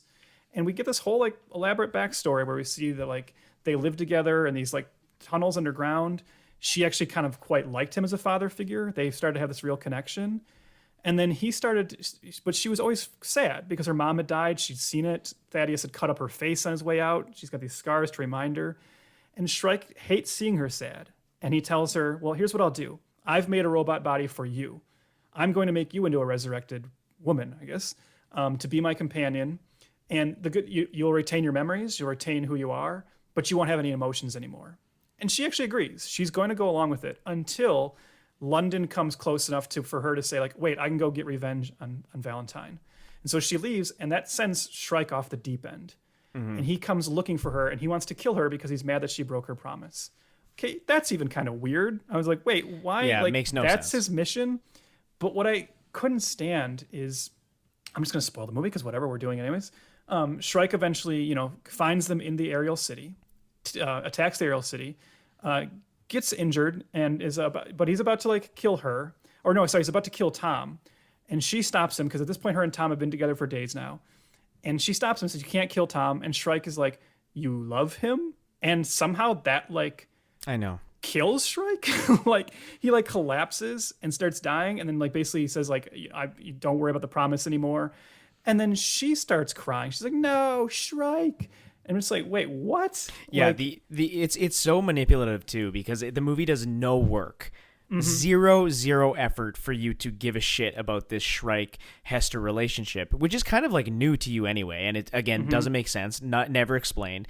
The emotional beats just don't work, and like there's the music swells and it goes slow-mo and it cuts to like flashback sequences, and it's like it's totally trying to manipulate me. And I'm sitting back watching this and I'm like, no movie. I see what you're doing, movie. Yeah. And this is terrible. Stephen Lang, who plays Shrike, was so captivated by this character. Okay, and honestly, he might just be in sales mode right now. But this is what he said about the character. When I hit Shrike in the script, my hair stood on end. I felt in my soul that this was a heartbreakingly beautiful character and a role that I was born to play. He elicits terror, and there is also something terribly pitiable about him. And I'm sitting here being like, what? Like, what? Like this CGI robo-zombie with green glowing eyes that just screams Hester the whole time. And also, I'm going to lay it right here, but he opens the film with a monologue explaining the world. 60 minutes is all it took for the ancients to bring humanity to the brink of extinction. Those who survived mobilized their settlements to begin life anew upon a poisoned earth. In the hunt for food and fuel, the weak perished, and the strong grew ever more powerful. Until a new age arose. The age of the great predator cities of the West. Yeah, what's funny is until you mentioned that, I wasn't even thinking about the fact that he was that opening narrator. Like that, because that you're right. Like it doesn't even connect to you because he's so like inconsequential after that. That's a weird thing to say, that inconsequential considering how much screen time they devote to him. But I couldn't wrap my head around that idea of if he like raised Hester from a little girl and clearly did love her, right? Then why doesn't he understand why she wants revenge? You'd think a stalker would actually understand a motivation for revenge and would help her take out Valentine. And I never understood, like, why is he like so mad at her for leaving? Why does he want to kill her and like make her into this like stalker as well? It doesn't make any sense. And then, no. But here's the thing. I know this sounds funny. I know I'm going to do that thing that many people hate, and I get it. I'm about to tell Academy Award winning screenwriters Peter Jackson, Fran Walsh, and Philip Boyan's screenwriting 101, right? The problem with the entire Shrike subplot and where it goes and where it ends, with that moment where he dies, he says like, you love him, and then he dies and she cries out Shrike and she's so sad, is she learns nothing from it. It doesn't change Hester's character in any way. She is exactly the same character after that scene as she was before it. And in a movie like this, in any movie, every plot element you decide to add in should somehow inform the main character's journey and help them grow as a character. And we don't get that from her. Not even on it. I was trying to think of it. I was trying to think of like, okay, symbolically, what did she learn from that somehow informed her journey? Does that change her perspective on seeking revenge? Does that change her understanding of this world? And suddenly she feels now more protective of the world, whereas before it was only about taking out Valentine. No, there's no growth from her. She just moves on from it. So why did I watch roughly 20 to 25 minutes of the movie devoted to it? Yeah. Hold on. I mean, I was going somewhere. Hold on. It's weird that it even got to this spot, except for, again, blockbuster reasons, right? Let's make, again, Peter Jackson, the CGI guy, and, the mocap guy. Oh, we got the Weta technology now. Let's make sure that this character is included. Apparently in the books, Shrike does come back. Spoilers. he gets re-resurrected. So how? Magic? Nobody knows. But I didn't even look to see if how it's explained in the book. Did you look into it? No, because I actually might read these someday. But oh, did I just spoil that? No, I don't. I mean, whatever. Like, you didn't spoil the end of the series, so whatever. Okay. Yeah, you could like I said, you could just totally remove it. It doesn't matter. You mentioned why it was brought in. Just Weta wanted to show off. I think it's also that his clear role in this is the movie needs another obstacle, and he creates the action scene at the end of the second act, and that's like all it is, right? But whatever, man. Put on your thinking caps and come up with something better, or make his presence in the movie mean something to Hester. I know. Okay, I get it. She cries when he dies. Whatever, but make it inform her character in a way that puts her in a different place emotionally or mentally in the third act. What do you think? How do you fix it? Just brain exercise right here. How do you fix that moment? If it stuck out so much to you, like, let's say it plays the exact same way. You love her or him or whatever, and then he like dies, and then she screams and she cries about it. What changes? Like, how do you make that change? It's as simple as, okay, you're putting me in the spot. If you gave me a lot of time, I could maybe think of a better version. And I'm fully aware of that, by the way. I'm just so curious. But on the spot, right? Do a little thing where, like, every point up to this film, where every time Tom has showed a little bit of affection towards her, she's completely blocked it off, and she's been like, I can't. And she's actually on a death mission, right? She's intending to kill Valentine, and she knows she might die in the process. And then when she protects Tom from Shrike, have Shrike see that, and he tells her, like, you love him, and she hasn't even realized that. Totally. And then as he's dying, have Shrike talk to her and say, like, don't become like I did. I know this is cliche, right? Yeah. But don't become like I did. You have a chance at life. You could be what I wasn't. If you love him, and then have her, like, actually change her outlook and say, okay, I actually don't know about the revenge now. And then have Tom be like, no, we can do it. And like, so that's what I mean. Right. Like, just like that. It like softens her up a little bit more and opens her up into the world and to love again, or to love at all, and romantic. Oh, absolutely. You're so right. Oh yeah, that's a great, and it's so weird how simple that was. Like, I totally did put you on the spot, and within 15 fucking seconds you said that. Like, it is, this always amazes me about when we talk about these types of movies, or just honestly, like, I don't want to say bad movies, because I don't think this is exactly bad, but bad movies in general, when it's such a simple change, and you know me, I don't like to rewrite things. I know I mention that every once in a while for new listeners, but I don't like exactly to rewrite things. But it is pretty incredible that you have 3 multi-millionaires that literally do this for a living. This is what they do. They write movies. They make movies. Me and Trev are just some fucking dumb schmucks that talk about movies and actually have day jobs. And it always baffles me, if you take 30 seconds out of your day to really think it through, it's such an easy answer. I've never understood that in Hollywood. And it's such a problem, especially in these big blockbuster tentpoles. And I can't even blame budget. I can't even blame time frames or timetable. I can't even blame, like, what is it? Like, what? That took 30 seconds. I don't know, man. They were too busy trying to figure out how to get a Twinkie joke in there. Oh yeah, that was the dumbest thing. That was the dumbest thing in the movie, for sure. Right? That was done better in Zombieland. And there's also a great Twinkie joke. Okay, in the pantheon of Twinkie, let's rank Twinkie jokes in films. Okay. Zombieland, probably number 1, right? Yes. I'll put Mortal Engines in at number 3, because number 2, I don't know if you've seen this movie, Chris, or you remember this. Have you seen Ghost Rider: Spirit of Vengeance? I have seen that, yes. Okay, remember the villain, like, whatever he touches just dies. So anytime he touches, like, organic material, if he touches a human, they rot and die. If he touches a plant, it withers and dies. And then he's trying to, remember, he gets hungry and he's trying to eat, but he picks up the apple and it, like, withers. And then he picks up, like, another piece of fruit and it withers. And then he touches the Twinkie and nothing happens. That's hilarious. And he eats the Twinkie. That's a good joke. That's a good joke. Yeah. That's a good one. The joke here is just the standard, like, Twinkies never go bad. Yeah, and this one was actually 1,000 years old, this Twinkie. So it was, like, extra. But here's the thing. That Twinkie pie was bad, but they don't know, because they don't know what a good Twinkie tastes like. So I'm sorry, movie. The logic of your joke doesn't hold up. You're canceled. Speaking of logic, Chris, I'm going to tell you actually another thing. Maybe we should just end the episode here, because when I say this, it's going to blow you away. I don't know if you noticed it, but I was like, this movie's done. There's a moment in this movie where Hester is laying on her back, looking up at the ceiling, and thinking about, like, what happened to her mom when she was young. And she sheds a single tear.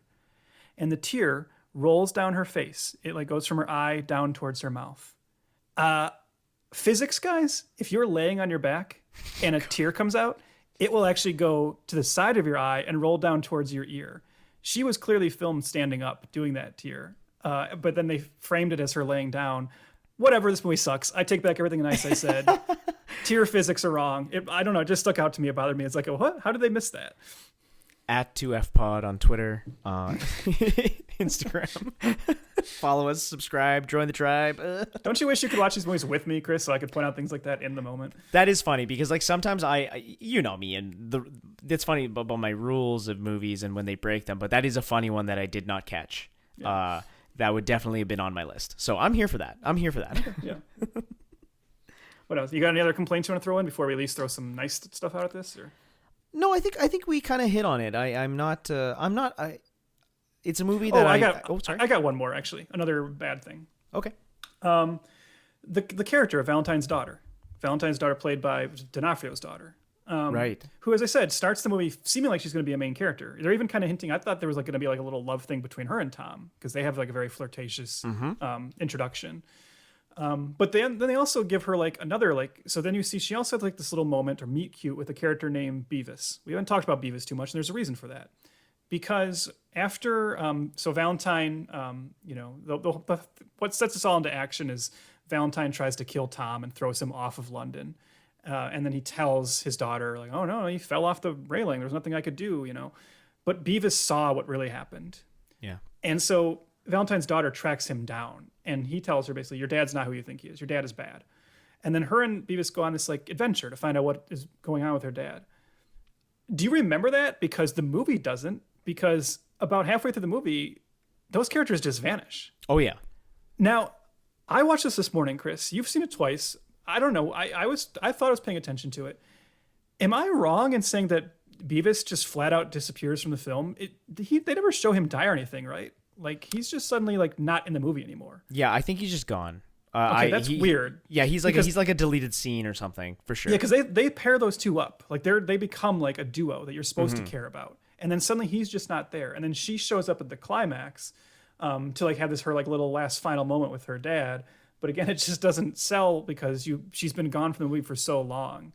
I don't know. Because actually she was quite likable in her like little bit of screen time. So I thought that was too bad. And like Beavis, like whatever, I don't know. Like he's clearly set up to be like the other male like that we're supposed to care about. I'm sure. I bet in the book he has a lot more to do, and he's probably a character in the other books. But yeah, talk about like just characters just vanishing. In the movie, the duo in general is just gone.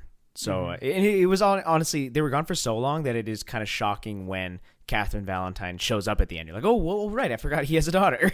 Yeah. But yeah, no. Other than that, I think we've hit on the stuff that is kind of lackluster. I liked Anna Fang, the character played by Ji Hai. Am I saying it right? What am I? Yeah, Ji Hai. Anna Fang is an awesome character. When she showed up, it brought some breath of fresh air into the movie. Because again, I wasn't super into Hester and Tom. Like I wasn't super into them. But Anna Fang to me was like it's like she entered from a different movie. Like she was like this. She came in from The Matrix. Oh, absolutely from The Matrix. She's wearing like a red leather like trench coat. They should have had a moment in the fight at the end where Valentine is like, "You remind me of someone. Come on, guys, just do it." But I loved her. She's got this cool haircut. She's got these sunglasses on. The violence is actually pretty surprising in this. There's quite a bit of blood. I wouldn't say gore, but there's quite a bit of blood for like a PG-13 or a PG movie. But yeah, Anna Fang, I really liked her a lot. Yeah, and guess what? Because she's a compelling, likable character that they actually spend time with, her sacrifice at the end works. It lands. Yeah. Just like she does. That'll make sense when you watch the movie, people. We're into the long haul for our joke. What else is there that I like? I'll tell you another thing I liked. I liked on a visual level. Okay, where somehow I was picturing like a Terry Gilliam version of this movie. The centipede thing, right? Scuttlebutt. Yes, Scuttlebutt. The little small under like machine centipede that this like old fuddy-duddy British couple lives in. That was awesome. This is where the movie suddenly becomes a Terry Gilliam movie because they get picked up by Scuttlebutt, and yes, it's this like old British couple. She serves them tea. You know, she's kind of she's trying to be proper, even though she's just like covered in filth. And then they seem so nice, but they're actually this like terrible old couple that sells them into slavery. Yeah. That whole subplot is fun, and that's where I was like, okay, this is more stuff like this, please. This is good world building. Yeah, like it was cool. It was weird. The design of the like centipede like traction vehicle was cool. And it just kind of made me think, it's like, oh, are there like other traction vehicles that like are reminiscent of insects? Like that's kind of cool because it's, you know, the earth was destroyed, so now they're rebuilding from like, again, the earth, you know, from the bottom up. Like that was, I just loved all that. I wish we saw more of it. And speaking of track, sorry. No, you go ahead, actually. No, I was just more or less saying it just goes back to my thing of I do wish there was a movie before this movie, and we would have experienced these things prior. But that was it. But go on. Yeah, and you mentioned traction. And speaking of that, like, how cool did it even look when after Hester and Tom get thrown off of London, and then they're like walking through the tire tracks of London? Totally. Looked so awesome, right? Them inside these giant tire tracks where you have to like walk over every individual tread. It was just so cool looking, I guess we've kind of alluded to this, but we should mention again, just if you are going to engage this movie, don't worry. At least for 2 hours and so, this movie looks amazing. I mean, like really on a production design level, London is so cool. Like, both just the looks of it as a moving city, but then whenever they're inside it too, like they really put a lot of work into what this city looks like and the ins and outs of it. And then, like the Air City, as like goofy as it is, it looks cool. I was definitely constantly visually pulled into this movie. It's a secluded civilization. And that's what's fun about it, is that like, in this movie, I'm assuming that every city truly has a different feel, a different look, different accents, a different, like, maybe in like an exclusionary way. Like I don't know how to explain it, but it's like my Canadian city would be like very Canadian. You know what I mean? Like the most polite city in the world. We'd slip on maple syrup, ride caribou. I'm gonna stop you now. Before you go any further with this. It looks great. I don't know. Am I gonna end up buying this movie on Blu-ray just for the visuals? It looks good, man. If I found this very cheap, this is the kind of movie I might pick up because there are definitely sequences I could watch that opening just over and over and over again. The opening's so much fun. Can I'm gonna lay it under this while we talk about it. But the opening to this movie is so fucking spectacular. Mm-hmm. It is so cool, and Junkie XL's score is the stuff me and you love. It sounds like a track ripped from Mad Max Fury Road. Yeah, that was calculated, right? They made that opening, and then they're like, who do we get to do the score? Fucking get the Fury Road guy. Fuck yeah. Yeah, well, remember, Christian Rivers said it was one of the points of the triangle was Mad Max. But there's also like there's the really nice motif that he uses for Hester, which I really liked. Every time it was like hummable. It was very nice. That's our score horror moment here. It's been a while since we've said one, so I thought we should drop it in. But I was thinking about that this way because actually cool. the score does start really strong. I actually felt like the score kind of peters out a little bit, and I was surprised at how little score there is in the climax, or how it's really kind of buried in the mix a little too much. Because I wasn't being pulled in by the music in the score. I was thinking about like, those moments. I was talking about like the unearned sacrifices and the moments that could be played better with music that at least makes me emotional. It wasn't happening, and that was too bad. But there are moments of really strong score in this for sure. Okay, I have two more brief little things I want to mention. I love the line. If we're talking about like brief screenplay moments, I do like. First of all, Hugo Weaving is awesome in this, and he gets to deliver a killer line when he's talking to like the mayor of London. He's about to take it over, and he says like, he tells the guy, "You're a dinosaur." And the mayor says, "What does that make you?" And Hugo Weaving says, "I'm the meteor," and then blows him away. That's good stuff. That's a sweet line. Yeah, that's a sweet line. And then I also, this is the inverse of this. It's a line so bad it made me laugh. And it's the moment where Tom at the end blows away Valentine. And because Tom is a very interested in history and works in a museum, he says, "Your history." And it was, I wish you hadn't been on your gummies when you went and saw this movie, because I want to ask you if everyone in the theater just groaned at that moment, because it was so stupid that it just made me laugh, but in a good way, where I was like, oh my God, I can't believe they did that. Trev, there were 7 people in that theater when I saw it. Oh, that's right. Okay. That's right. That's right. You saw it opening weekend. What was I thinking? Opening weekend on a Sunday matinee. My favorite line was Hugo Weaving in the very beginning, prepare to ingest. And the big city London takes on eats the other city. I like that line. That's why you do need an actor like Hugo Weaving for this movie, because as silly as this all is, like he can sell this kind of stuff so well. Yeah, he's the guy. But yeah, so whatever. I think so. It sounds like we're both coming down the same realm. It's flawed for sure. It's not great. It's a movie that unfortunately lets itself indulge too much in the big booms and everything, and not the thematic stuff that's more interesting. But ultimately, it's kind of a fun watch. So what the hell went wrong here, Chris? Well, number one is when it came out. Okay, so this movie came out December of 2018. Yes. Now let me remind you what movies came out before, during, and after. Yeah. Wreck-It Ralph, the sequel, Spider-Man Into the Spider-Verse, Mary Poppins, Aquaman, and then Bumblebee, the Transformers spin-off, was set to come out. You're actually missing one too, Chris, because there's another one. Another movie that actually beat it the week it came out was the surprisingly successful The Mule, the Clint Eastwood film. Oh shit! Really? Well, I mean, it beat it because it made fucking $7 million. So I mean, well, still, like that's another like it's another movie that they didn't pull in the 80-year-old MAGA crowd. They were going to see The Mule. Yeah. So that's a big part of it. Was the competition was fucking stacked.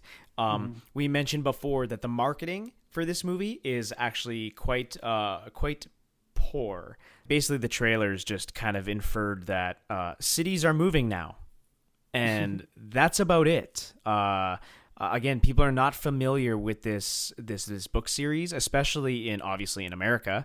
Was it actually even a big series? Like I'm not sure. Yeah. We know on our Mortal Instruments podcast that was actually quite successful, that book series. Well, this is the thing too. You were just mentioning how the problem. I sympathize with the marketing, because this is a hard movie to kind of explain everything in the trailers. But what you just mentioned too, where you said they had to establish that because of this series. Sometimes timing is just an issue. And again, this is a 2018 movie. This book came out in 2001. This is coming out almost 20 years after the first book. That's not striking when the iron is hot. The long development process of this one definitely hurt it, because if there was a time when people were really invested in Mortal Engines as like a book property, I bet it was about 15 years earlier. So it came along too late, and it also came along at the end of as we know, and we're going to talk about many of them, a long string of YA movies. Yes. And I think people were just getting sick of it and had no interest in it anymore. Getting sick of it, no interest, and also I read this quote here from an industry analyst. His name is Jeff Bach. He's an analyst for like exhibitor relations between theaters and the studios, and he says, everybody is having a tough go trying to appeal to that YA marketplace. It's a generational gap between studios and what they think young audiences like. TV is getting it right, and movies aren't. I can't help but agree with that. Like you said, the YA market is kind of over. There's a real problem. Like, okay, I feel like I'm rambling. I'm sorry. We've now watched 3 in a row of these YA films, and there's a consistent problem in them, and it obviously, like, this one kind of fails because people are sick of the YA market, but because they keep seeing the same fucking thing. One thing that's sorely missed, I think, in YA is the humor. I think that's a huge problem. I was thinking about this one, especially, we talked about the satire, and it's sort of there, but why are these movies so hyper serious? Why so are dour. they so dour? Why are they not having any fun with their premise? Why are they not having a cast of colorful characters, like you mentioned before? Those people in the Centipede. Well, this is why I said Terry Gilliam would have brought humor. That's what he does. He would have made the movie like there would be serious moments, the satire would be there, and he would make it like very darkly comedic. Yeah, and we need humor in these movies. It's a problem with this subgenre. There's also a lot of Q&A, which drives me nuts. I think there's a lot of, like, when you sign up for a YA movie, you're almost you're signing up for just exposition dumps galore. And weirdly, it just doesn't work even in the context of the film, because these people do live in the world. You know, like I understand audience surrogates. I understand a movie like Inception, where Ariadne is walking around asking Cobb, what's going on, what's happening, because she's new. She's new to the world. She's never seen this before. But a movie like Mortal Engines, Tom and Hester live here, and they've lived here their entire life. Why is this weird Q&A session happening throughout the movie? That is something that is a problem with these YA films. And they're ripe for long-form storytelling. You said before this would make a great TV show. I think, honestly, that's all of this YA stuff. All of it. I don't think that there's going to be one YA movie we talk about that we do not mention that it should have been a TV show.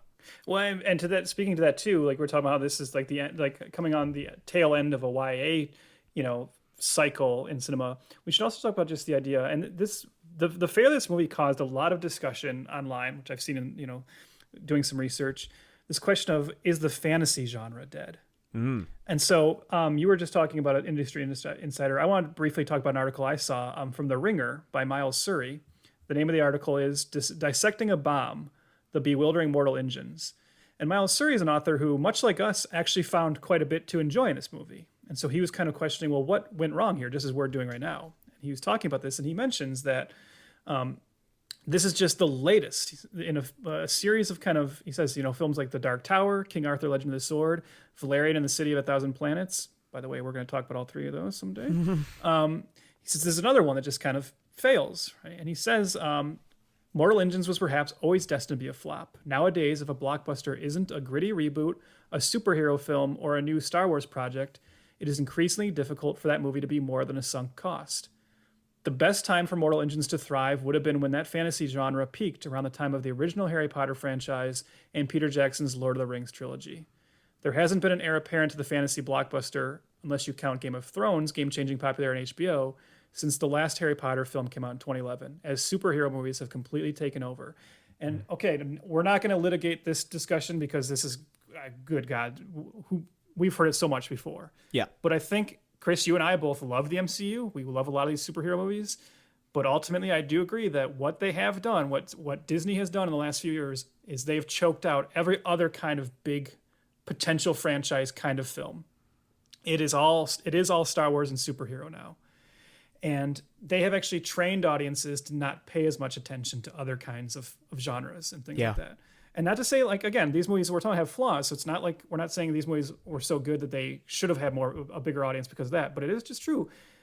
They're not the movies people are flocking to anymore because movie tickets are expensive. People aren't as interested in going to the movies in general as they used to be. And now they're more selective, and they always say, like, well, I'll pick the MCU, I'll pick the Star Wars one because those are like the safer bets.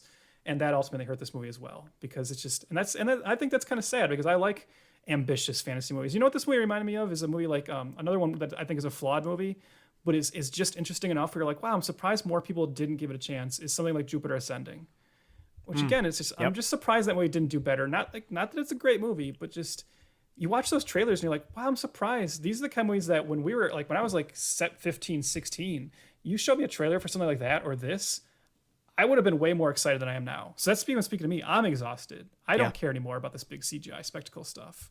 So yeah, this just came a little too late, I think. This is kind of perfect timing because today Disney has announced that they're going to re-release Avatar in China. For some revenue. Like that's really the only reason. And me and you love Avatar. And I was perusing some articles talking about this news, and everybody's always so down on that movie. And again, I bring it up, and I know you know where I'm going with this, but it's like I don't want to name the author here because first of all I forgot. But he says, "You better watch your ass, Avengers Endgame, because James Cameron is gunning for you. Cameron's Avatar, a huge blockbuster that also feels like something no one wants to see again, and it is heading back to theaters." Then he also says, "Does anyone even want these sequels that are being made? Yes, the first one was a smash hit, but it also feels like no one has any interest in it." So I texted these screenshots today into our group message with the guys. And Trev, you actually had a great response. Do you mind if I read it here? Yeah, go ahead. You said in quotes, How come people don't talk about Avatar as much as Marvel or Star Wars? Franchises that put out new movies and shows every 5 minutes and essentially forced a continued conversation. Mm-hmm. And that goes to what you're saying right now, is that, yeah, Disney and the blockbuster filmmaking of today in the later, 20, or the, you know what I'm trying to say, has kind of pigeonholed every single other fantastical property.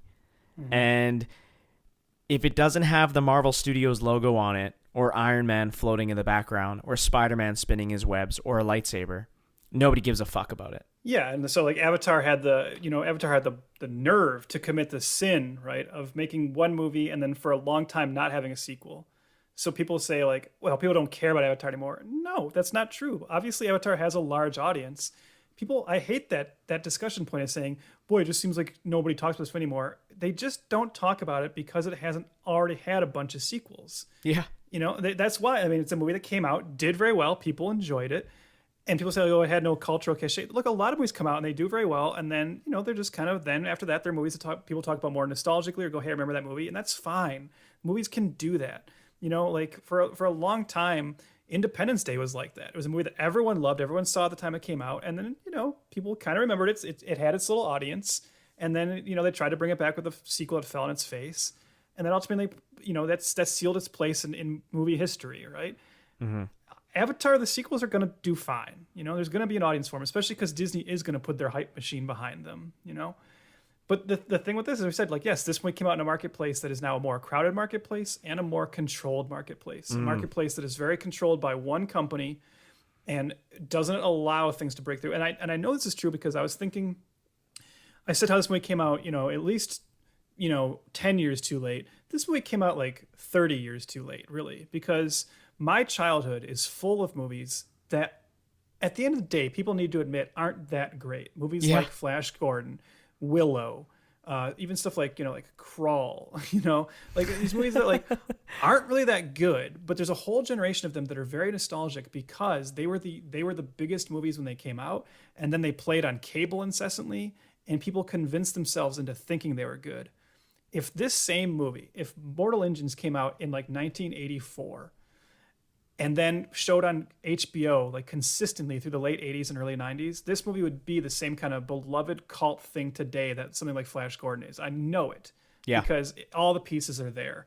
It just doesn't have a place in today's marketplace. And that is a little sad. Again, I do think the movie could be better. I think there's a lot of improvements you could make. But this movie didn't really have a chance today, I don't think. Yeah. No, I think he nailed it. Yep.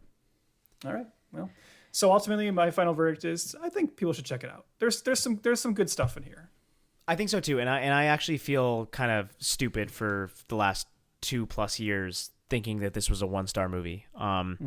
It is not. It is not. It is fine. It's spectacular in a lot of ways, and I think it's just a missed opportunity. And it doesn't stick true to itself or its convictions. You know what I mean? Mm-hmm. So. It's better than The Hobbit. Oh fuck yeah. Yeah.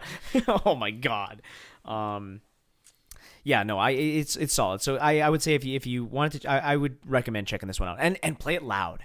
Play it fucking loud and on your biggest TV. And honestly, like I watch it on Netflix, and the Netflix, I have a issue with Netflix compression a lot of the time, and especially when it comes to sound. It was quite good. So it was I liked it a lot. Well, not the movie, but, I like the technical aspects. All right. Well, Chris, breathe a sigh of relief. Yes. We made it. At least for a time, we're taking a break from YA. We got through. As you said, we just did 3 in a row, but we're ready to move on. So do we want to preview what's up coming next? Yes, for sure. So we have one more episode left in March. And yes. We should say, just so people know when it happens and you don't pull out the torches and come chase us down, our remaining March episode is going to be an episode of Failure to Series, our spin-off show, looking at failed TV pilots. So should we say what show we're doing, or should we let that be a surprise? No, we'll tell them because you can actually easily access this one. It is not another high school show. Mm-hmm. It is the TV pilot for the movie, Not Another Teen Movie. So you can actually watch this thing on YouTube, and I think it's like a half hour. So yeah, if you want to follow along or watch it before our episode, that would be very cool.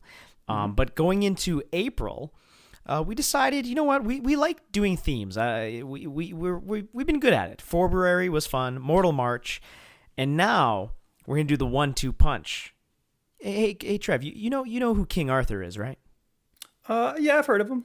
Okay, well, his movies apparently do not do well, because we're jumping into Arthurian April, where we're gonna talk about 2005's King Arthur, and I don't know the year to the other one. 2017. 2017's King Arthur: Legend of the Sword. So 2 movies I've never seen. So. Two very different takes on King Arthur, so that'd be kind of fun. Because I actually really like Arthurian legend. I'm a big King Arthur guy. So yeah, cool. Big nerd. Yeah, and then you're all lucky because usually we only preview 2 months in advance, but we're going to tell you the next 3 months here because we have something very special planned for post Arthurian April.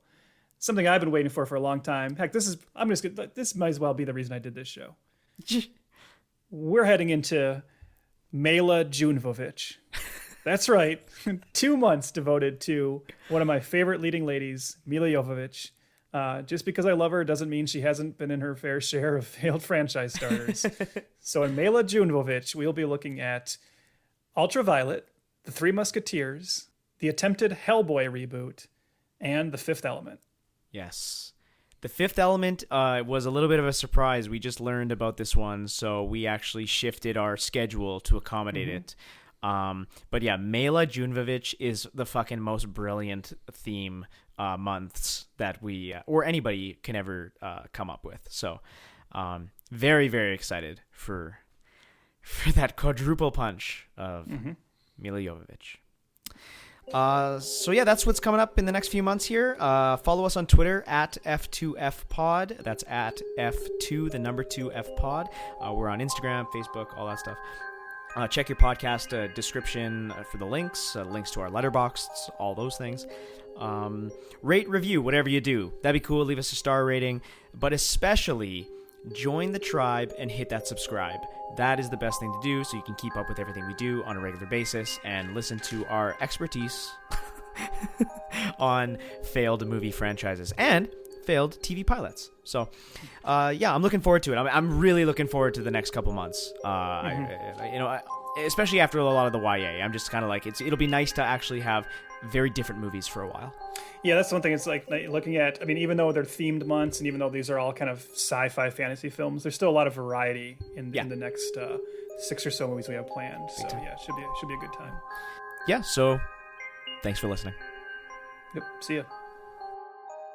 That was a really good one, by the way. That was really good. Yeah, that was a really good one. Because like I said, I came in hot with this. I really had this idea in my head of I really want to talk about the missed opportunity of once I saw that thing talking about municipal Darwinism, I was like, I gotta fucking talk about this. Oh yeah, how this movie is a satire classic waiting to happen that they just totally missed.